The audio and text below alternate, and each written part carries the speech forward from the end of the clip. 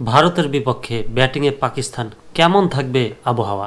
দুবাইয়ের high voltage ম্যাচে ভারতের বিপক্ষে টস জিতে ব্যাটিংয়ের সিদ্ধান্ত নিয়েছেন পাকিস্তান অধিনায়ক মোহাম্মদ রিজওয়ান।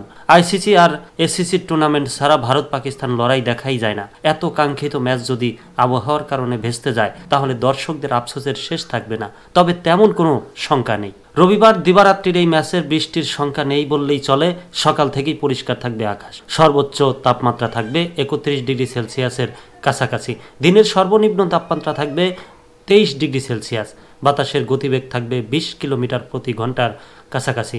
বিকালের পর আবহাওয়ার গতিবেগ কিছুটা বেড়ে সর্বোচ্চ 30 কিলোমিটার পর্যন্ত উঠতে পারে।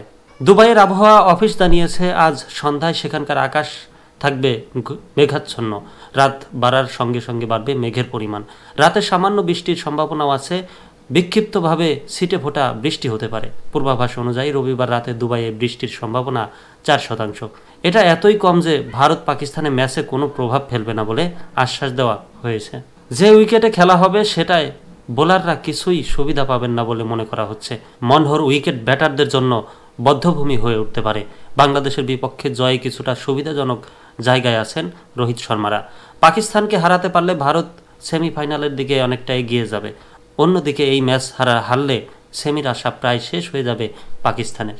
ভারতের একাদশ: রোহিত শর্মা অধিনায়ক, বিরাট কোহলি, শুভমান গিল সহ অধিনায়ক, শ্রেয়াস আয়ার, লোকেশ রাহুল, হার্দিক পান্ডিয়া, অক্ষর পাটেল, কুলদীপ যাদব, হর্ষি রানা, মোহাম্মদ সামি, রবীন্দ্র জাদেজা।